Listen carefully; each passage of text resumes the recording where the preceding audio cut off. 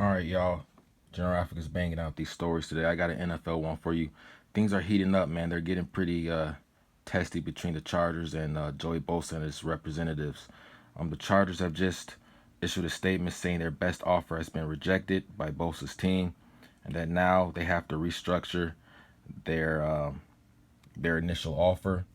They rescinded it, and now they have to restructure their initial offer since it seems highly unlikely that Bosa will be able to compete for an entire season. Everything was based upon him competing for all 16 games.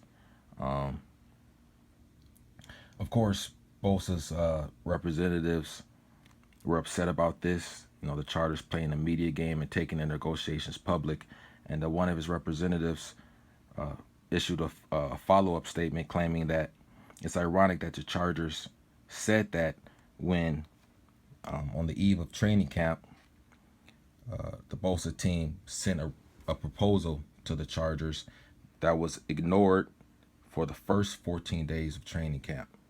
So they didn't receive a reply back from the Chargers for the first 14 games. So they find it ironic that the Chargers are talking about there's not enough time and they have to restructure their offer.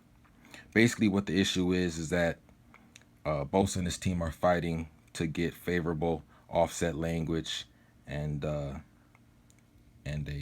signing bonus, and to have the signing bonus paid out in a time period favorable to them. Some key terms to the initial Chargers offer to Bosa, which are pretty good, but I understand Bosa fighting for whatever he can. This is a brutal sport, and the NFL last stands for not for long. The initial signing bonus was larger than any player has received in the last two drafts. Also, more money in this, he would have received more money. He would have received more money in this calendar year than every player in the draft except Carson Wentz. So there you have it, man. It's not looking good, but typically what happens is the players usually do end up playing on the first game.